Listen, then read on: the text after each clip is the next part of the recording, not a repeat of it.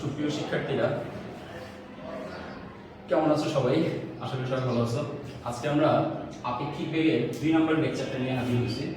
এর আগের দিন আমরা আপেক্ষিক বেগের 1 নং লেকচারে আপেক্ষিক বেগের নিয়ম, আপেক্ষিক বেগ কীভাবে করতে হয়, আপেক্ষিক বেগের কনসেপ্ট এবং আপেক্ষিক বেগের মাধ্যমে 9-10 লেভেলের ম্যাথগুলো কীভাবে সমাধান করতে হয় সেটা এক এক করে আমরা দেখছি। তো আজকে আমরা আপেক্ষিক বেগের আরও কিছু ম্যাথ প্র্যাকটিস করি। ম্যাথ প্র্যাকটিস করে আপেক্ষিক বেগটাকে আরও ভালোভাবে আয়ত্ত করি। তারপর আমরা আপেক্ষিক বেগ থেকে নতুন টপিকে মুভ করি। এখানে আমি প্রথমে 2টা কোশ্চেন তুলে রাখছি। চলো আগে এই 2টা কোশ্চেন সলভ করে তারপর আমরা সামনে আরো একটা কোশ্চেনের দিকে আগাবো। প্রথম কোশ্চেনটার দিকে দেখো। প্রথম কোশ্চেনে এখানে কিছু উদ্দীপক মিসিং আছে। আমি সম্পূর্ণ উদ্দীপকটা তুলে নিই, শুধু চিত্রে এঁকে দিছি। এখানে চিত্রটার মিনিং হচ্ছে এরকম: এ বি সি তিনটা আলাদা আলাদা পয়েন্টে তিনটা জিনিস রাখা আছে। এই পয়েন্টে একটা বিড়ালকে রাখা আছে, বি পয়েন্টে একটা ইঁদুরকে রাখা আছে এবং সি পয়েন্টে একটা রুটি রাখা আছে। এ পয়েন্ট থেকে বিড়ালটার উদ্দেশ্য হচ্ছে ইঁদুরটাকে ধরা এবং বি পয়েন্টে যে ইঁদুরটা আছে সেই ইঁদুরের একসাথে দুইটা উদ্দেশ্য। প্রথম উদ্দেশ্য হচ্ছে তার বিড়ালের হাত থেকে বাঁচা, দ্বিতীয় উদ্দেশ্যটা হচ্ছে রুটিটাকে খাওয়া। তো এখানে প্রথম কোশ্চেনটা খুব ইজি। প্রথম কোশ্চেনের জন্য আপেক্ষিক বেগের কনসেপ্ট দরকার নেই। সেম হচ্ছে কোশ্চেন 2 এর 1 নং যেটা। কোশ্চেন 2 এর 1 নং এবং কোশ্চেন 1 এর 1 নং, দুইটার 1 নংয়েই আপেক্ষিক বেগের কনসেপ্ট দরকার নেই। দুইটার 1 নংয়ে তুমি নরমাল গতির সূত্রটা অ্যাপ্লাই করলেই এই কোশ্চেনগুলোর অ্যানসার তোমার হাতে চলে আসবে। তো প্রথম উদ্দীপকের 1 নং কোশ্চেনটা আমরা কি করি, তারপর আমরা আপেক্ষিক বেগের কনসেপ্ট দিয়ে 2 নম্বর কোশ্চেন দেখি। আপাতত আপেক্ষিক বেগের কনসেপ্টটা রিপিট করতেছি না, কারণ 1 নং কোশ্চেনে আপেক্ষিক বেগের লাগবে না। আবার কোশ্চেন 2 এর যে 1 নং সেখানেও আপেক্ষিক বেগের লাগবে না। তো প্রথমে আমরা কোশ্চেন 1 আর কোশ্চেন 2 এর প্রথম দুইটা ম্যাথ করে নেই, তারপর আপেক্ষিক বেগের কনসেপ্টটা শুরু করে কোশ্চেন 1 এর 2 নম্বর এবং কোশ্চেন 2 এর 2 নম্বর। তো প্রথমে 1 নম্বর কোশ্চেনে বলছে বি অবস্থানে পৌঁছাতে বিড়ালটি কত বেগ প্রাপ্ত হবে। দেখো, বিড়ালটি প্রথমে ছিল এই অবস্থানে। এই অবস্থানে বিড়ালের ইনফরমেশন আমাদের জানা আছে, তার আদিবেগ সম্পর্কে জানা আছে, তার ত্বরণ সম্পর্কে জানা আছে। এই অবস্থানে যে বিড়ালটা আছে সেই বিড়ালের আদিবেগও আমরা জানি, এই অবস্থানে যে বিড়ালটা আছে সেই বিড়ালের ত্বরণও আমরা জানি। এবং বিড়ালটা যখন এ থেকে বি তে যাবে তখন কত মিটার পাড়ি দিয়ে সে বি তে যাবে সেটাও আমাদের জানা আছে। তিনটে ইনফরমেশন আমরা জানি। কোশ্চেন 1 এর 1 নং এর ফার্স্টে যেই তিনটে ইনফরমেশন আমরা জানি এক এক করে তুলে ফেললাম। প্রথমে আমরা জানি আদিবেগ, বিড়ালের আদিবেগ হচ্ছে 0 মিটার পার সেকেন্ড। এরপরে জানি বিড়ালের ত্বরণ, বিড়ালের ত্বরণ জানা আছে 0.02 মিটার পার সেকেন্ড স্কয়ার। বিড়ালটা বি অবস্থানে যখন যাবে তখন বিড়ালের সরণ হবে কত মিটার? বিড়ালটা যখন এ থেকে বি অবস্থানে যাবে, বিড়ালটা যখন এ থেকে বি অবস্থানে যাবে তখন বিড়ালটা 9 মিটার অতিক্রম করবে। তাই আমরা বলবো বিড়ালের তখন সরণ হবে 9 মিটার। সরণকে আমরা এস দিয়ে প্রকাশ করি, তাহলে এস এর মান হচ্ছে এখানে 9 মিটার। আমরা তিনটা ভ্যালু পাইলাম, ইউ এর ভ্যালু পাইলাম, এর ভ্যালু পাইলাম, এস এর ভ্যালু পাইলাম। একটা ব্যাপার চিন্তা করো, এ থেকে যখন বিড়ালটা যাত্রা শুরু করে বি তে যাবে তখন এ এবং বি দুই জায়গায় কি তার বেগ একই হবে? না। এতে সে স্থির অবস্থা থেকে ত্বরণে দৌড়ানো শুরু করছে। ত্বরণে দৌড়াইলে প্রতি মুহূর্তে তার বেগটা বাড়তে থাকে, প্রতি 1 সেকেন্ড পর পর তার বেগটা বাড়তে থাকে। তো এই অবস্থানে বিড়ালটার বেগ 0। এ থেকে যখন একটু সামনে যাবে 0 থেকে বেগটা একটু বাড়বে, এখান থেকে যখন আরেকটু সামনে যাবে আরেকটু বাড়বে, এরকম করতে করতে বি তে যখন যাবে তখন সে একটা বেগ অর্জন করবে। 9 মিটার দূরত্ব অতিক্রম করার জন্য একটা বেগ অর্জন করবে। তো প্রথম 9 মিটার দূরত্ব অতিক্রম করতে সে যে বেগটা অর্জন করবে সেটার জন্য আমরা কোন সূত্রটা আনবো? আমাদেরকে একটা শেষ বেগ বের করতে বলছে। শেষ বেগের জন্য আমাদের কাছে দুইটা সূত্র আছে। শেষ বেগের জন্য প্রথম সূত্র যেটা আছে সেটা হচ্ছে v সমান u প্লাস a। শেষ বেগের জন্য আরেকটা সূত্র আছে v স্কয়ার সমান u স্কয়ার প্লাস 2as। এই দুইটা সূত্রের মধ্যে কোন সূত্রটা ইউজ করে আমরা এখন 9 মিটার দূরের শেষ বেগটা বের করতে পারব? দেখো, প্রথম সূত্রে টাইম লাগবে। a থেকে যখন বিড়ালটা b তে যাবে তখন কত সেকেন্ড লাগতেছে a থেকে b তে যেতে, সেই টাইমটা কোথাও দেওয়া নেই। এজন্য আমরা এই সূত্রে যেহেতু টাইম জানি না, তাই এই সূত্র দিয়ে শেষ বেগ বের করতে পারবো না। এবার এই সূত্রের দিকে একটু আসি। এই সূত্রের আদিবেগ জানা আছে, ত্বরণ জানা আছে, সরণ জানা আছে। আমাকে বের করতে বলছে কি? শেষ বেগ। এই সূত্রটা দিয়ে যদি আমি শেষ বেগ বের করতে চাই আমি পারবো, সবগুলো মানে আমার কাছে দেওয়া আছে। তাহলে এবার শেষ বেগ বের করে ফেলি এই সূত্র দিয়ে। দেখেন, এ থেকে বি অবস্থানে, এ হতে বি অবস্থানে গিয়ে বা এ হতে বি তে গিয়ে বিড়ালটির বেগ হবে, বিড়ালটির বেগ v হবে। আমরা লিখব v স্কয়ার সমান সমান u square plus twice as বা v সমান সমান √u square plus twice as। Your value হচ্ছে 0 স্কয়ার প্লাস 2 এর জায়গায় 2, এর জায়গায় 0.02, এস এর জায়গায় হচ্ছে 9 মিটার। এই ভ্যালুগুলো এবার যদি আমরা ক্যালকুলেট করি তাহলে আমাদের কাছে শেষ বেগের মানটা চলে আসে।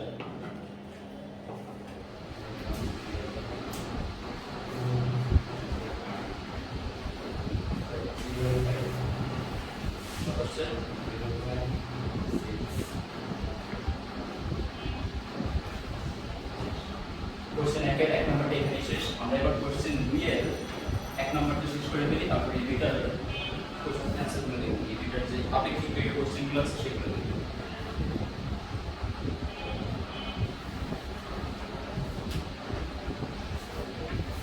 কোশ্চেন 2 এর 1 নম্বর, কখন উভয় বেগ সমান হবে? এর উদ্দীপকটা একটু শর্টকাট করে ফেলি আমরা।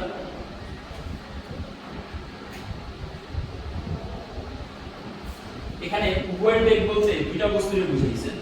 তো দুইটা বস্তু কি কি আছে একটু দেখি। প্রথমে বলছে 72 কিলোমিটার পার আওয়ার বেগে চলন্ত একটি সাইকেল আরোহী একটি স্থির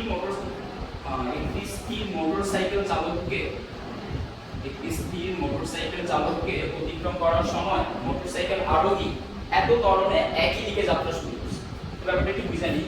মনে করো এখানে প্রথম থেকে একটা মোটরসাইকেল আরোহী, মোটরসাইকেল এমসি এমতে মোটরসাইকেল একটা মোটরসাইকেল আরোহী প্রথম থেকে মনে করে এখানে স্থির বসে ছিল। এই মোটরসাইকেল আরোহীটা যখন স্থির বসে ছিল তখন তার আদিবেগের মান 0। একটু পরে এই মোটরসাইকেল আরোহীকে অতিক্রম করে একটা সাইকেল আরোহী চলে গেছে। মনে করো রাস্তায় একটা মোটরসাইকেল আরোহী বাইক নিয়ে বসে আছে, এমন সময় তাকে ক্রস করে একটা সাইকেল আরোহী চলে গেছে। সাইকেল আরোহীটা যখন এই মোটরসাইকেল আরোহীকে ক্রস করে চলে গেছে, এটা হচ্ছে সাইকেল আরোহী। এই সাইকেল আরোহী ব্যক্তি যখন মোটরসাইকেল আরোহীকে ক্রস করে চলে গেছে, সাইকেল আরোহী আগে এই জায়গায় ছিল, এরপর এই জায়গায় আসছে, একসঙ্গে সে মোটরসাইকেলের পাশাপাশি এসে মোটরসাইকেলটাকে ক্রস করে সামনে চলে গেছে। তো সাইকেল আরোহী যখন মোটরসাইকেলকে ক্রস করে সামনে গেছে তখন সাইকেল আরোহীর বেগ ছিল 72 কিলোমিটার পার আওয়ার। এটাকে যদি মিটার পার সেকেন্ডে আমরা কনভার্ট করি, মিটার পার সেকেন্ডে কনভার্ট করলে কত আসবে? 3 বিশেষ 60, 6 দুগুণা 12, 20 মিটার পার সেকেন্ড। মোটরসাইকেল আরোহীর বেগটা কিলোমিটার পার আওয়ারে দেওয়া ছিল 72, এটা যে কিলোমিটার পার আওয়ার থেকে যখন মিটার পার সেকেন্ডে নিছি তখন এটা হইছে 20 মিটার পার সেকেন্ড। তো এই মোটরসাইকেল আরোহীটা যখন ক্রস করে সাইকেল আরোহীটা যখন মোটরসাইকেল আরোহীকে ক্রস করে সামনে চলে গেছে, এই জায়গায় আসছে বা এই জায়গায় আসছে বা এই জায়গায় আসছে, সব জায়গায় তার বেগটা 20 মিটার পার সেকেন্ড করে থাকে। সাইকেল আরোহী সামনে যেখানেই যাক না কেন সব জায়গায় তার বেগ কত করে থাকবে? 20 মিটার পার সেকেন্ড। কেন? কারণ আমাদের কোথাও বলে নেই যে সাইকেল আরোহীটা এত বেগে চলার সময় তার মধ্যে কোথাও ত্বরণ ছিল। কোথাও বলছেন আমাকে? বলেনি। কোথাও বলে নেই যে 72 কিলোমিটার পার আওয়ার বেগে চলন্ত সাইকেল আরোহীর ত্বরণ ছিল। কোথাও বলেনি। ত্বরণ কার ছিল? ত্বরণ ছিল মোটরসাইকেল আরোহী। দুইটা জিনিস, একটা হচ্ছে মোটরসাইকেল আর একটা হচ্ছে সাইকেল। ত্বরণ আছে কার? ত্বরণ আছে মোটরসাইকেল আরোহী। ত্বরণ নাই কার? সাইকেল আরোহী। তাহলে যার ত্বরণ নাই সে কিভাবে চলতেছে? যার ত্বরণ নাই সে কিভাবে চলে? যার ত্বরণ নাই সে চলে সমবেগে। সাইকেল আরোহী চলে সমবেগে, আর মোটরসাইকেল আরোহী ত্বরণ আছে না নাই সেটা আমরা উদ্দীপকেই খুঁজে পাই। উদ্দীপকে দেখো খুব সুন্দর করে কোথাও না কোথাও বলা আছে যে সাইকেল আরোহী ত্বরণে চলতেছে, মোটরসাইকেল আরোহী ত্বরণে চলতেছে। দেখো বলছে মোটরসাইকেল একটি স্থির মোটরসাইকেল চালককে অতিক্রম করার সময় মোটরসাইকেল আরোহী, এই লোকটা যখন এনাকে ক্রস করে চলে যাচ্ছে তখন এই মোটরসাইকেল আরোহীও চলা শুরু করছে। কিভাবে চলা শুরু করছে? স্থির অবস্থান থেকে 4ms ইনভার্স 2 ত্বরণে চলা শুরু করছে। অর্থাৎ প্রথমে তার আদিবেগটা 0, কিন্তু প্রতি 1 সেকেন্ড পর পর তার বেগ কতটুকু করে বাড়বে? যেহেতু ত্বরণের মান বলে দিয়েছে 4ms ইনভার্স 2, এই কথাটার অর্থ হচ্ছে ত্বরণ যদি 4ms ইনভার্স 2 হয় তাহলে বেগ প্রতি 1 সেকেন্ড পর পর 4ms ইনভার্স 1 করে বাড়বে। ত্বরণের মান যদি 4ms ইনভার্স 2 হয় সেই ক্ষেত্রে বেগ প্রতি 1 সেকেন্ড পর পর কত করে বাড়বে? কত করে বাড়বে? 4ms ইনভার্স 1 করে বাড়বে, 4 করে বাড়বে। ত্বরণের মান 4 মানে বেগ প্রতি সেকেন্ডে কত করে বাড়বে? 4 করে। ত্বরণের মান 2 মানে প্রতি সেকেন্ডে বেগ কত করে বাড়বে? 2 করে। তাহলে এখানে আমরা বুঝতে পারছি এনার বেগ প্রতি সেকেন্ডে 4 করে বাড়বে। 1 সেকেন্ড পরে বেগ হবে মনে করো 4, 2 সেকেন্ড পরে এই মোটরসাইকেল আরোহীর বেগ হবে 8, 3 সেকেন্ড পরে 12, 4 সেকেন্ড পরে 16, 5 সেকেন্ড পরে 20, 6 সেকেন্ড পরে 24, এরকম করে তার বেগ সব সময়ই বাড়বে। কিন্তু এই সাইকেল আরোহীর বেগটা কখনো বাড়বে না। সাইকেল আরোহী কিভাবে চলে? সমবেগে চলে, তার বেগ সব সময় কত থাকবে? 20। মোটরসাইকেল আরোহীর বেগ প্রথমে কম থাকবে কিন্তু আস্তে আস্তে তার বেগটা বাড়তে বাড়তে সাইকেল আরোহীর বেগের চেয়ে বেশি হয়ে যাবে না? কথা বুঝতেছো? তো এখানে আমাদের কোশ্চেনটা হচ্ছে কখন উভয়ের বেগ সমান হবে। দেখো উভয়ের বেগ সমান করার জন্য এনার বেগটা তো কখনো বাড়বে না। এনার বেগটা কখনো বাড়বে? বাড়বে। এনার বেগটা কখনো বাড়বে? বাড়বে। এনার বেগটা কত হয়ে গেলে এনার বেগ আর এনার বেগ সমান হবে? মোটরসাইকেলের বেগ কত হইলে সেটা সাইকেলের বেগের সমান হবে? 20। যেহেতু সাইকেলের বেগটা জানাই আছে 20 এবং এটা যেহেতু কখনো বাড়বে না এটাও জানা আছে, তাই আমরা বলতে পারি মোটরসাইকেলের বেগটা যখন 20 হবে তখন উভয়ের বেগই সমান। তাহলে মোটরসাইকেলের বেগটা 20 বানানোর জন্য আমাকে কি জিজ্ঞেস করছে? বলছে কখন উভয়ের বেগটা সমান হবে। তার মানে আমার কাছে জানতে চাইছে কি, কখন দিয়ে কি বোঝায়? টাইম বোঝায়। আমার কাছে কি জানতে চাইছে? আমার কোশ্চেনটা কি এখানে? টাইম কত? আমি জানতে চাইছি এখানে টাইম কত? কিসের টাইম কত?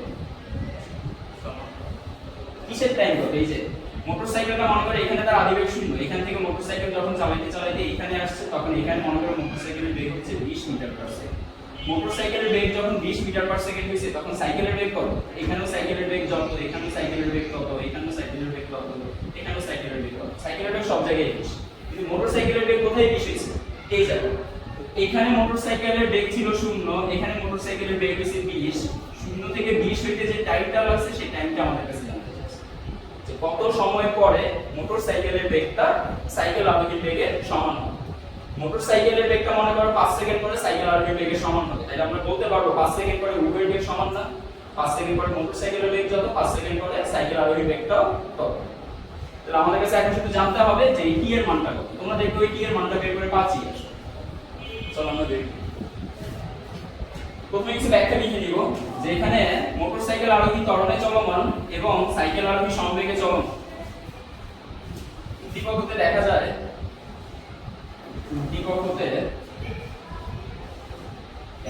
যে মোটরসাইকেল আরোহী সমত্বরণে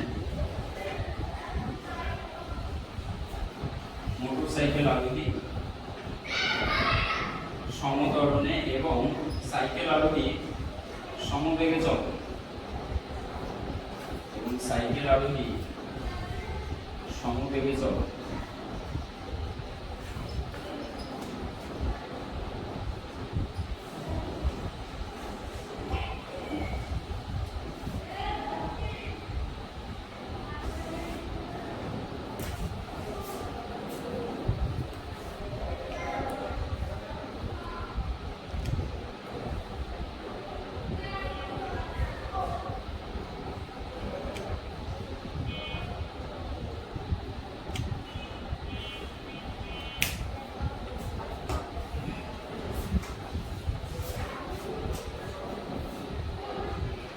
এবার মোটরসাইকেল আরোহী সমত্বরণে ছিল আর সাইকেল আরোহী সমবেগে ছিল। এবার বলবো সুতরাং মোটরসাইকেল আরোহীর বেগ বৃদ্ধি পেয়ে মোটরসাইকেলের বেগ বৃদ্ধি পেয়ে যখন সাইকেল আরোহীর বেগের সমান হবে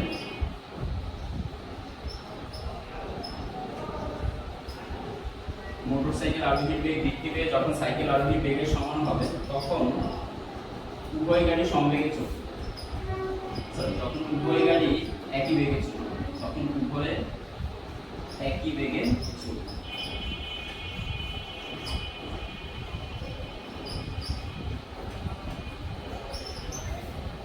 এবার এখান থেকে আমরা সিদ্ধান্ত নিয়ে বলতে পারি উভয়ে একই বেগে চলবে যখন, তখন মোটরসাইকেলের বেগ সাইকেলের বেগের সমান হবে। তাহলে আমরা বলতে পারি সুতরাং মোটরসাইকেলের শেষ বেগ সমান সমান সাইকেলের সমবেগ। মোটরসাইকেলের শেষ বেগ সমান সমান সাইকেলের সমবেগ। সাইকেলের সমবেগ জানা আছে, তো সুতরাং বলতে পারি মোটরসাইকেলের শেষ বেগ, যেগুলো শেষ বেগকে আমরা কি দিয়ে প্রকাশ করি, v দিয়ে, তাহলে মোটরসাইকেলের শেষ বেগ v সমান সমান সাইকেলের সমবেগ। সাইকেলের সমবেগ কত? সাইকেলের সমবেগের মান 20 মিটার পার সেকেন্ড। কোথায় বের করছি আমরা এই 20 মিটার পার সেকেন্ড? অঙ্কের ভিতর কোথাও বের করছি? তাহলে এখানে আলাদা করে লিখে নাও সাইকেলের সমবেগ v সমান বা সাইকেলের সমবেগ v সমান 72 kilometre per hour divided by 3.6, তখন কিলোমিটার পার আওয়ার থেকে না metre per second 20 metre per second. এবার সুতরাং মোটরসাইকেলের ক্ষেত্রে মোটরসাইকেলের কি কি জিনিস জানা আছে? মোটরসাইকেলের আদিবেগ জানা আছে। বাংলায় লেখা আদিবেগ u সমান 0 মিটার পার সেকেন্ড। শেষ বেগ v সমান, মোটরসাইকেলের শেষ বেগ কত দিতে হবে? মোটরসাইকেলের শেষ বেগ উভয় বেগ সমান করার জন্য মোটরসাইকেলের বেগ হইতে হবে সাইকেলের বেগের সমান। সাইকেলের বেগ ছিল 20, এটা আর বাড়বে না। মোটরসাইকেলের বেগটা বাড়তে বাড়তে কত হইলে সমান হবে? 20 হইলে সমান হবে। তাহলে মোটরসাইকেলের শেষ বেগ পেলে রাখতে হবে 20। যেহেতু আমাদের 0 থেকে 20 হইতে কত টাইম লাগবে সেটা জানতে চাইছে, এজন্য 0 এর ধরে রাখবো আদি বেগ, 20 এর ধরে রাখবো শেষ বেগ। মোটরসাইকেলের ত্বরণ জানা আছে কত? 4 ms inverse 2। তাহলে এবার মোটরসাইকেলটা কত সময়ে 0 থেকে 20 মিটার পার সেকেন্ড বেগ অর্জন করে, তার সময়টা কত লাগবে সেটা আমাদের বের করতে হবে। আমরা কি জানি? আমরা জানি v সমান সমান u প্লাস at। এখান থেকে u প্লাস at কে লেফট সাইডে নিয়ে আসলে রাইট সাইডে যাবে v, আর at কে লেফট সাইডে রাখলে u কে রাইট সাইডে নিতে হবে মাইনাস u, আর v সমান সমান হবে v minus u divided by a। v এর ভ্যালু জানা আছে 20 মিটার পার সেকেন্ড, u এর ভ্যালু জানা আছে 0 মিটার পার সেকেন্ড, a এর ভ্যালু জানা আছে 4 মিটার পার সেকেন্ড। 20 থেকে শুরু হলে থাকবে 20, 20 থেকে শুরু হলে থাকবে 20 metre per second divided by 4 metre per second square. 20 আর 4 কাটাকাটি করে পাওয়া যাবে 5, মিটার মিটার কাটা গিয়ে মিটার ভ্যানিশ, সেকেন্ড ইনভার্স 2 আর সেকেন্ড ইনভার্স 1 কাটাকাটি গিয়ে নিচে একটা সেকেন্ড ইনভার্স 1। তো এখানে দেখো অ্যাকচুয়ালি আছে 5 উপরে আর নিচে আছে সেকেন্ড ইনভার্স 1। সেকেন্ড ইনভার্স 1টাকে নিচে থেকে যখন উপরে উঠাই দিব তখন পাওয়ারের এই মাইনাস ব্যাপারটা ভ্যানিশ হয়ে যাবে। পাওয়ারের মাইনাস ব্যাপারটা ভ্যানিশ হয়ে পাওয়ারে চলে আসবে প্লাস। নিচে যখন আছে তখন পাওয়ারে মাইনাস, নিচ থেকে যখন s ইনভার্স 1 কে উপরে নিয়ে আসবে তখন সেটা মাইনাস হবে, তখন পাওয়ারটা চেঞ্জ হয়ে যাবে প্লাস। s ইনভার্স 1 কে উপরে আনলে আমরা একবার বলতে পারি শুধু s, তাহলে আমাদের সময় আসছে 5 সেকেন্ড।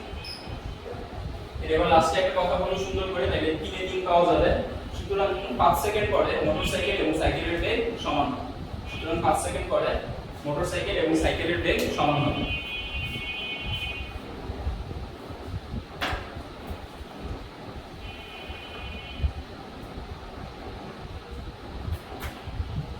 সুতরাং 5 সেকেন্ড পরে মোটরসাইকেল ও সাইকেলের বেগ সমান হবে।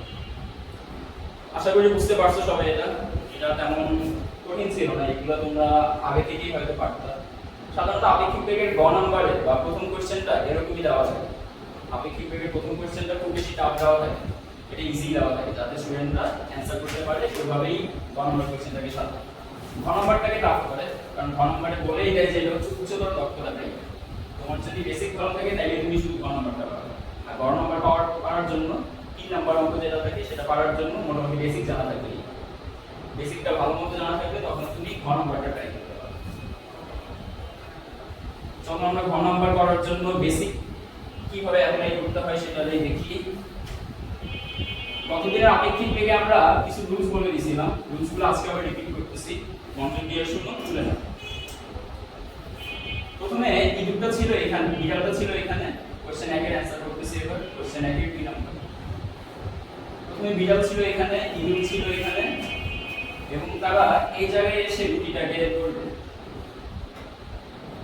বি পজিশনে ছিল ইঁদুর, এ পজিশনে ছিল বিড়াল, ই পজিশনে ছিল ইঁদুর, সি পজিশনে আছে একটা রুটি। এখানে একটু খেয়াল করি আমরা, আমাদেরকে জানতে চাইছে আমাদের কাছে বিড়ালটি ইঁদুরকে ধরার পূর্বে ইঁদুরের পক্ষে রুটির কাছে পৌঁছানো সম্ভব। এই কোশ্চেনটা সরাসরি আমরা অ্যানসার করব না, আমরা এই কোশ্চেনে সরাসরি যাওয়ার আগে আমরা বের করব যে ইঁদুরটা কখন বিড়ালকে ধরতে পারে। সবার প্রথমে আমরা এটা বের করব না যে বিড়ালটা ইঁদুরকে ধরার আগে ইঁদুর রুটির কাছে যাইতে পারবে কি। আমরা সরাসরি এই অ্যানসারের দিকে যাচ্ছি না, আমরা প্রথমে যেটা বের করতে চাই সেটা হচ্ছে কখন এই বিড়ালটা দৌড়াইতে গিয়ে ইঁদুরকে ধরতে পারে। এটার জন্য সবার প্রথমে মাথায় রাখবা বিড়ালটা যখন ইঁদুরকে গিয়ে এই জায়গায় ধরবে তখন সবার প্রথমে মাথায় রাখবা ইঁদুরের কোনো স্মরণ হবে না। দেখো এখানে টার্গেটটা কার, ধরার জন্য টার্গেটটা কার, ইঁদুরের না বিড়ালের? টার্গেটটা কার? বিড়াল। বিড়ালটা যখন ইঁদুরকে ধরবে তখন বিড়ালের মাঝখানে কয় মিটার দূরত্ব পাড়ি দিতে হবে? 9 মিটার। এ থেকে বিতে যাওয়ার জন্য ডিসটেন্স দেওয়া আছে 9 মিটার। তবে বিড়াল যখন ইঁদুরকে ধরবে তখন ইঁদুরের দূরত্ব পাড়ি দিতে, সরি, বিড়ালের দূরত্ব পাড়ি দিতে হবে 9 মিটার। ইঁদুরকে কি কোনো দূরত্ব পাড়ি দিতে হবে ধরার জন্য? না। এই জন্য আমরা প্রথম থেকেই ধরে রাখবো ইঁদুরের সরণ হবে 0 মিটার। আমরা টার্গেট নিয়ে কাজ করতেছি। টার্গেটটা কার?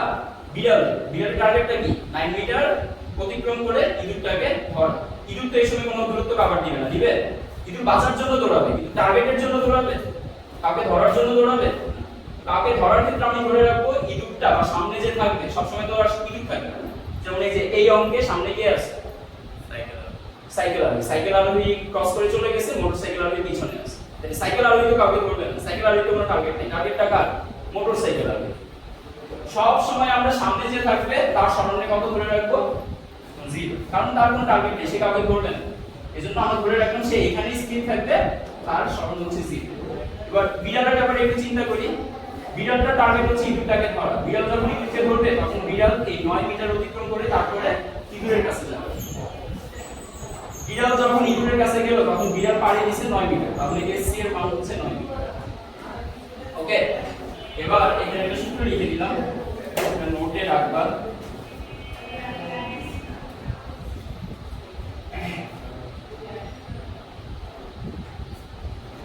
যাকে ধরা হবে, যাকে ধরা হবে তার সাপেক্ষে সরণ ত্বরণ বেগ হিসাব করিয়ে দেবে। যাকে ধরা হবে তার সাপেক্ষে সরণ ত্বরণ বেগ ও ত্বরণ হিসাব করিয়ে দেবে।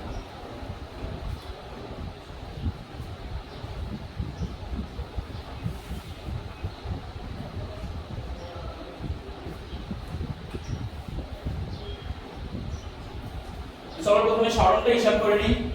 যখনই কারো সাপেক্ষে আমরা সরণ নির্ণয় করব বা কারো সাপেক্ষে বেগ নির্ণয় করব বা কারো সাপেক্ষে ত্বরণ নির্ণয় করব, সোজা কথা হচ্ছে কারো সাপেক্ষে কোনো কিছু নির্ণয় করলে সেটাকে আমরা বলি আপেক্ষিক। আমি যখন বিড়ালের সাপেক্ষে, সরি, ইঁদুরের সাপেক্ষে যখন বিড়ালের সরণ বের করতেছি সেই সরণটা আপেক্ষিক সরণ। সেই সরণটা হচ্ছে আপেক্ষিক সরণ। একজনের সাপেক্ষে আরেকজনের সরণকে বলে আপেক্ষিক সরণ। একজনের সাপেক্ষে আরেকজনের বেগকে বলে আপেক্ষিক বেগ। একজনের সাপেক্ষে আরেকজনের ত্বরণকে বলে আপেক্ষিক ত্বরণ। তাহলে এখানে আমরা যে সরণটা হিসাব করব সেই সরণটা কার সাপেক্ষে হিসাব করব? মোটে কার সাপেক্ষে হিসাব করতে বলছে? যাকে ধরা হবে তার সাপেক্ষে হিসাব করতে বলছে। এখানে কাকে ধরা হবে? বিড়াল কাকে ধরবে? ইঁদুরকে ধরবে। তাহলে যেহেতু ইঁদুরকে ধরবে, ইঁদুরের সাপেক্ষে একবার সরণ হিসাব করব, ইঁদুরের সাপেক্ষে একবার বেগ হিসাব করব, ইঁদুরের সাপেক্ষে একবার ত্বরণ হিসাব করব। তো প্রথমে দেখেন ইঁদুরের সাপেক্ষে বিড়ালের সরণ, ইঁদুরের সাপেক্ষে বিড়ালের সরণ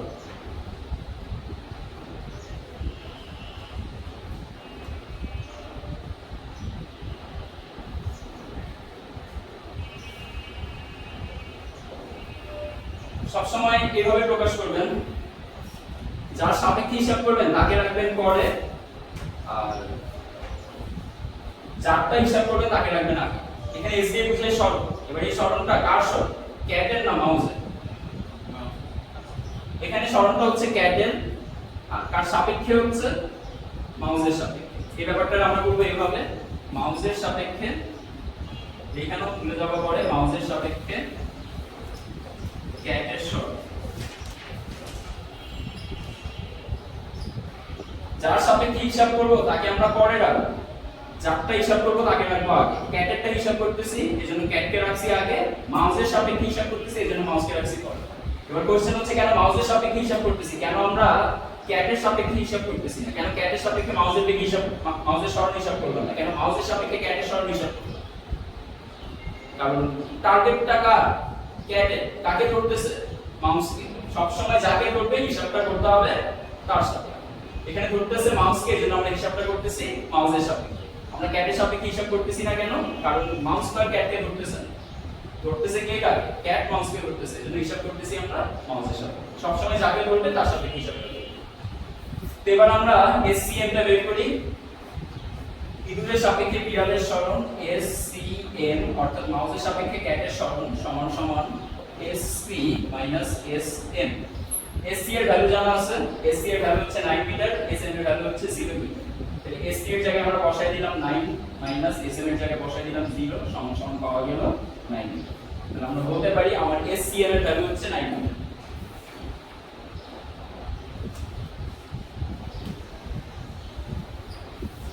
আমরা নোটে বলছি তিনটা জিনিসের কথা। প্রথমটা ছিল সরণ, এরপরে ছিল বেগ, এরপরে ছিল ত্বরণ। এবার বেগের কাছে যাই। দুইজনের আদি বেগ একটু হিসাব করে দেখি। ইঁদুরের সাপেক্ষে বিড়ালের আদি বেগ, ইঁদুরের সাপেক্ষে বিড়ালের আদি বেগ। আবার একটু মনে করে নাও, কেন আমরা ইঁদুরের সাপেক্ষে কাজ করতেছি? কারণ ইঁদুরকে ধরা হইতেছে, যাকে ধরা হবে তার সাপেক্ষে কাজ হবে। ইঁদুরের সাপেক্ষে বিড়ালের বেগ, ইঁদুরের সাপেক্ষে বিড়ালের বেগ। আচ্ছা, এই বেগটাকে আমরা ইউ দিয়ে প্রকাশ করব, কারণ আমরা প্রথমে একদম চলা শুরু করার প্রথমে শুনে না কেন আমরা ইউ দিয়ে প্রকাশ করতেছি, কেন বি দিয়ে প্রকাশ করতেছি। একদম চলা শুরুর প্রথমে ইঁদুরের যে বিড়ালের যে বেগ আর ইঁদুরের যে বেগ, এই বেগগুলোর হিসাব করতেছি। একদম শুরুর যে বেগ, সেই বেগগুলোকে কি দিয়ে প্রকাশ করে? ইউ দিয়ে প্রকাশ করে। এজন্য ইঁদুরের ক্ষেত্রেও আমরা আদি বেগে নিয়ে আসলাম, বিড়ালের ক্ষেত্রেও আদি বেগে নিয়ে আসলাম। এখন কথা হচ্ছে দুইজনের আদি বেগের মান কি আমাদের জানা আছে? এটার আদি বেগের মান কত? বিড়ালটা এইখান থেকে 0 মিটার পার সেকেন্ড বেগে চলা শুরু করছে, তাহলে বিড়ালের আদি বেগ হচ্ছে 0, UC এর মান হচ্ছে 0 মিটার পার সেকেন্ড। ক্যাটের আদি বেগটা কত? ক্যাট তো সমবেগে চলতেছে, তাহলে ক্যাটের প্রথমেও বেগ যা, সামনে যখন যেখানেই থাকুক না কেন সব জায়গায় তার বেগ প্রথমের মতো। প্রথমে তার বেগ যেমন 20, সামনে যেখানেই থাকুক না কেন তার বেগ সবসময় 20। তাহলে এখানে মাউসের জন্য আমরা বেগ বলে নিতে পারি UM সমান সমান 20 মিটার পার সেকেন্ড। 20 না তো, মাউসের বেগটা কত একটু দেখো।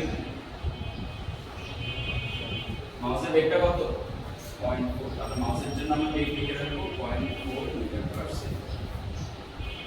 তো আমরা ইঁদুরের সাপেক্ষে যখন বিড়ালের বেগ বের করব, প্রথমে কে থাকবে আর পরে কে থাকবে? কোনটা কারেক্ট হবে? UCM নাকি UMC? কোনটা কারেক্ট?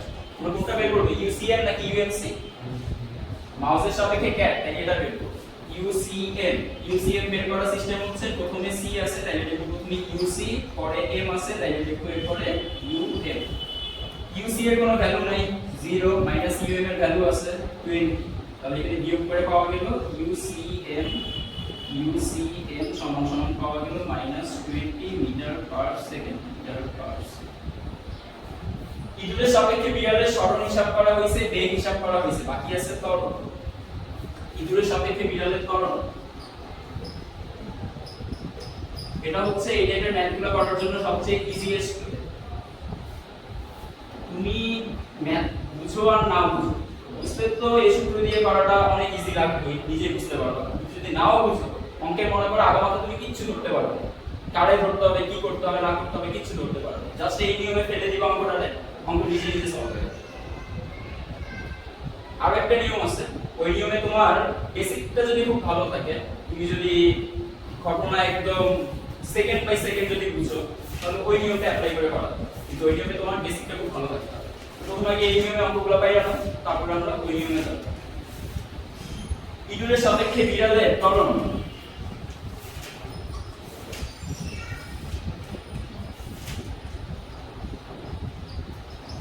দুইজনের মধ্যে একজনের ত্বরণ আছে আরেকজনের নেই। কার ত্বরণ আছে কার নেই? মাউসের ত্বরণ নেই, মাউসের শুধু একটা বেগ দিয়ে দিয়েছে, কোথাও বলা নেই মাউস ত্বরণে চলতেছে। এর মাউসের ত্বরণের ব্যাপারে বলবো, মাউসের ত্বরণ হচ্ছে 0, সাইডে লিখে দেই। মাউসের ত্বরণ হচ্ছে 0 এবং ক্যাটের ত্বরণ হচ্ছে 0.02 মিটার পার সেকেন্ড। মাউসের ত্বরণ নাই, ক্যাটের ত্বরণ আছে, বসাই দিয়ে এক এক করে। ক্যাটের ত্বরণ 0.02 মাইনাস মাউসের ত্বরণ 0, বিয়োগ করে পাবো 0.02 মিটার পার সেকেন্ড।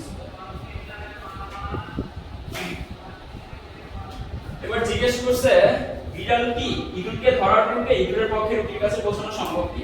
কিন্তু কথা হচ্ছে আমরা কি এটা বের করতে বসছি এখন? আমরা কি এই কোশ্চেনটা এখন বের করতেছি? আমরা বলে নিছি প্রথমে আমরা কোন কাজটা করার জন্য আগেছি, কোন কাজটা করতেছি আমরা, কখন বিড়াল ইঁদুরকে ধরবে সেটা বের করতে চাইছি। তাহলে আমরা কি বের করতে চাইতেছি? বি এ নাকি ডি নাকি এস? B T. চল কি বের করে ফেলি।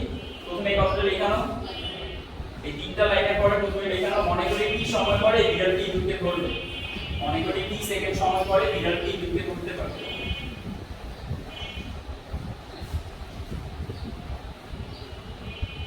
মনে করি টি সেকেন্ড পরে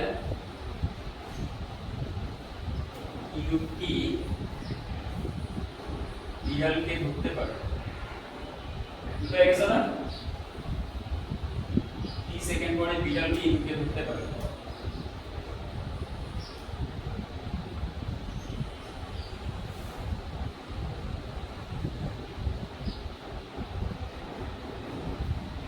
এই সূত্রটা তো জানা আছে আমাদের, s সমান সমান ut plus half a t square.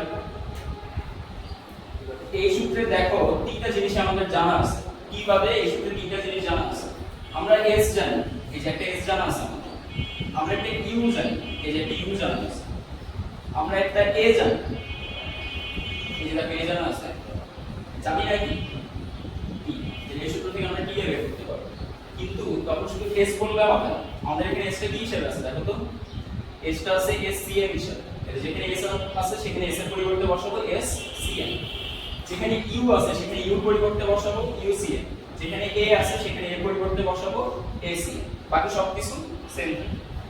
এবার আমরা জানি দিয়ে দেখো, আমরা জানি এই ফর্মুলাটির সূত্রটা, প্রথমে এই সূত্রটা মাথার মধ্যে রাখবা। এই সূত্রটা মাথার মধ্যে রেখে s এর জায়গায় scm, u এর জায়গায় ucm, এর জায়গায় acm বসাই দেব। s এর জায়গায় বসালাম scm সমান সমান u এর জায়গায় ucm, t এর জায়গায় t প্লাস হাফ এর জায়গায় হাফ, এর জায়গায় acm, এরপরে t স্কয়ার। এক এক করে ভ্যালু বসাই দিই আমরা। scm এর ভ্যালু জানি 9, ucm এর ভ্যালু জানা আছে -20, t এর ভ্যালু জানি না, t এর জায়গায় থাকলো হাফ, এর ভ্যালু জানা আছে 0.02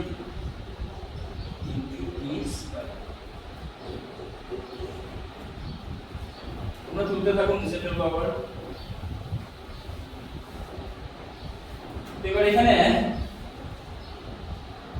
9 সমান সমান -20 t, এখানে একটু ক্যালকুলেশন করো। 2 দিয়ে যদি আমরা 0.02 কে ভাগ করি তাহলে পাওয়া যাবে 0.01, আর সাথে একটা t স্কয়ার আছে, t স্কয়ার। এই 2 আর 0.02 ভাগ করে 0.01 পাওয়া গেছে, পাশে t স্কয়ার আছে, t স্কয়ার। এবার এটা মিডল টার্ম মত করে সাজাও। 9 থেকে এপাশ থেকে এপাশে নিলে এখানে আছে +9, লেফট সাইডে আছে +9, রাইট সাইডে নিয়ে গেলে হবে -9, এর এই পাশে থাকবে 0, ওই পাশে চলে যাবে -9 -20t প্লাস 0.1 t স্কয়ার। একটু সাজিয়ে লিখি, এই ডান পাশে যা আছে সব কিছুকে বাম পাশে নিয়ে আসি, আর বাম পাশে যা আছে সেটাকে ডান পাশে নিয়ে আসি। ডান পাশে প্রথমে 0 চলে গেল, আর এগুলো সব চলে আসবে এক এক করে। 0.1 t square -20t -9 equal to 0। এবার খুব ভালো করে শুনে রাখো, t স্কয়ারের পাশে যে আছে সে হচ্ছে 1, t স্কয়ারের পাশে যে আছে সে হচ্ছে a, এর ভ্যালু হচ্ছে কত 0.01। শুধু t এর পাশে যে আছে সে হবে b, t এর পাশে যে থাকবে সে হবে b, b এর ভ্যালু আছে -20, আর লাস্টে যার কাছে কোনো t থাকবে না সে হচ্ছে c। এখানে যার 9 এর সাথে কোনো t নেই, তাহলে 9 আমরা করব c, c এর ভ্যালু আছে -9। এটা কেন করছি? আমাদের এখন এই সমীকরণটা সমাধান করে t এর মান বের করতে হবে। এখন সমীকরণ সমাধানের জন্য উৎপাদক বিশ্লেষণ করেও t এর মান বের করা যায়, আবার দ্বিঘাত সমীকরণ দিয়েও t এর মান বের করা যায়। আমরা উৎপাদক বিশ্লেষণে যাইতে পারতেছি না কারণ এর উৎপাদক বিশ্লেষণটা খুব সহজেই তোমাদের মাথায় আসবে না। এর উৎপাদক বিশ্লেষণটা দশমিক আছে, এই জন্য উৎপাদক বিশ্লেষণটা তোমরা চাইলেই করতে পারো। তো যখন উৎপাদক বিশ্লেষণ করাটা টাফ মনে হবে তখন মান বের করার জন্য আমরা চলে যাব দ্বিঘাত সমীকরণ। ঠিক আছে? যদি আমাদের কাছে এরকম থাকে তাহলে আমরা উৎপাদক বিশ্লেষণ করব। মনে করি এই সমীকরণটা আমার কাছে এরকম আছে, এই সমীকরণটা আছে মনে করি x² + 5x t² + 5t, এরপরে মনে করো +10 এরকম দেওয়া আছে, t² + 7t + 10 এরকম দেওয়া আছে। এখন আমি মিডল টার্ম করতে পারবো না? এটা কি মিডল টার্ম করা যাবে? খুব ইজিলি যাবে। এটা থেকে মিডল টার্ম করতে পারবো খুব ইজিলি? পারবো। তো যখন মিডল টার্ম করতে পারবো তখন মিডল টার্ম দিয়ে t এর মান বের করব। আর যখন মিডল টার্ম করতে পারতেছ না, যখন এটা দিয়ে যদি তুমি মিডল টার্ম করো এটা হবে t² + 5t + 2t + 10, 7 কে ভাঙায়া 5t আর 2t বানাইলাম, 5t 2t যোগ করলো 7, আবার 5t 2t গুণ করলো 10। তখন এটা দিয়ে আমি খুব ইজিলি করতে পারবো t এর মান। এটা দিয়ে কি t এর মান ইজিলি বের করা যাবে? যাবে। যখন আমরা ইজিলি মিডল টার্ম করতে পারতেছি না, তখন আমরা চলে যাব কোন নিয়মে? দ্বিঘাত সমীকরণে চলে যাব। দ্বিঘাত সমীকরণে যাওয়ার জন্য a আগে খুঁজে নিতে হবে, b ও খুঁজে নিতে হবে, c ও খুঁজে নিতে হবে। এর পরিচয় কি? t স্কয়ারের পাশে যে থাকবে সে হচ্ছে a, স্কয়ারের পাশে যে থাকবে তাকে এখানে t আর উপরে আছে স্কয়ার, স্কয়ার রাশির পাশে যে থাকবে সে হচ্ছে a, শুধু নরমাল রাশিটার পাশে যে থাকবে সে হচ্ছে b, আর যার সাথে চলক রাশি থাকবে না সে হচ্ছে c। আমাদের এখানে চলক রাশিটা কি? চলক রাশি হচ্ছে t। তো t স্কয়ার চলকের পাশে যে থাকবে সে হচ্ছে a, t চলকের পাশে যে থাকবে সে হচ্ছে b, আর যার সাথে কোনো চলক থাকবে না সে হচ্ছে c। সূত্রটা মনে আছে আমাদের? সূত্র হচ্ছে t সমান সমান -b plus minus root over b square minus 4ac divided by 2a। এবার বসাই দিই আমরা। t সমান সমান প্রথমে আসবে -b, মাইনাসের জায়গায় মাইনাস বসাইলাম, t এর জায়গায় বসাবো -20। তাহলে দেখেন এবার অ্যানসার হয়ে গেছে। ইদুরটা এখান থেকে রুটির কাছে যাইতে কত সেকেন্ড লাগবে? তার ইদুরটা এখান থেকে রুটির কাছে যাইতে কত সেকেন্ড লাগবে? ইদুরের এখান থেকে মনে করো এই জায়গাটায় রুটি আছে, এই জায়গাটায় মনে করো রুটি আছে, ইদুরের এখান থেকে এখানে যেতে সময় লাগবে হচ্ছে 40 সেকেন্ড। আর ইদুরটা বিড়াল ইদুরকে ধরে ফেলবে, এটার জন্য সময় লাগবে কত সেকেন্ড? কত সেকেন্ড লাগবে? 2000.48892 সেকেন্ড আসছে। এই t এর ভ্যালুটা বোঝায় ইঁদুর কখন বিড়ালের মানে বিড়াল কখন ইঁদুরে ধরে ফেলবে। 2000 সেকেন্ড পরে বিড়াল ইঁদুরে ধরে ফেলবে, আর রুটির কাছে পৌঁছানোর জন্য ইঁদুরের সময় লাগবে 40 সেকেন্ড। তাই এবার তুমি বলো বিড়ালটা ইঁদুরে ধরার আগে ইঁদুর কি রুটির কাছে পৌঁছাতে পারতেছে? পারতেছে। এখানে যদি ব্রেকটা ধরার পরে ইঁদুরকে ধরে ফেলে, আমাদের কাছে তো সেটা জানতে চাই, এটা আমাদের ব্যাপারই। ধরতে পারে, ধরবে, তো এটা আমাদের জানার বিষয় না। কারণ ওই ইঁদুর যখন রুটি খাওয়ার জন্য বসবে তখন ওই বিড়াল এসে দাঁড়াবে, তো সে তো আর রুটি না খেয়ে যাবে না, সে টার্গেটে নিচে রুটি খাওয়ার জন্য। এখান থেকে ক্যাট, আর এখানে আছে মাউস, এখানে আছে ব্রেড, আর এখানে তারা ধরবে পরস্পর। মাউসের এখান থেকে এখানে যেতে সময় লাগবে, এখান থেকে এখানে যেতে মাউসের সময় লাগবে 40 সেকেন্ড। এখান থেকে গিয়ে মাউস মনে করে এখান থেকে এখানে গিয়ে রুটিটা খাবে, খায়া যখন এখানে আসবে তখন সে বিড়ালের হাতে ধরা খাবে। আমরা বলতে পারি মাউসটা রুটির কাছে যাওয়ার আগে যেহেতু t টাইমের ভ্যালুটা t এর চেয়ে কম, t হচ্ছে ইঁদুর কখন বিড়ালের কাছে ধরা খাবে, আর t টাইম হচ্ছে কখন সে রুটির কাছে পৌঁছাবে। রুটির কাছে পৌঁছানোর সময়টা ধরা খাওয়ার সময়ের চেয়ে কম, এজন্য সে ধরা খাওয়ার পূর্বেই রুটির কাছে পৌঁছাইতে পারবে। তাহলে ক নম্বরের অ্যানসার আমরা বলবো বিড়াল কি ইঁদুরকে ধরার পূর্বেই ইঁদুর রুটির কাছে পৌঁছাইতে পারবে। এক্ষেত্রে আমাদের কাজ হচ্ছে এই দুই নাম্বারটা নিজেরা করে ফেলতে পারবা? পারবো না? সেম নিয়ম, এই যে যেভাবে দেখাইছে আপেক্ষিক বেগের কনসেপ্ট সেম নিয়ম। বাসায় কি আপেক্ষিক বেগের 1 নম্বর লেকচারটা দেখো, তাহলে ব্যাপারটা আরো ক্লিয়ার হয়ে যাবে। কখন দেখবে? আজকে গিয়ে এই ভিডিওটা আমি আপলোড করে দিব, এখান থেকে আবার দেখে নিন। এটা পাইতে পাইতে রাত হয়ে যাবে, এখনই গিয়ে 1 নম্বরটা দেখে নিন। ক্লাস শেষ করে বসে গিয়ে 1 নম্বর লেকচারটা দেখে এটা এসডব্লিউ করে দিবে, দুটোতে এসডব্লিউ থাকবে। আর 1 নম্বর লেকচারে আরো দুটো ম্যাথ আছে। টোটাল ম্যাথ কয়টা হলো? 4টা ম্যাথ এসডব্লিউ।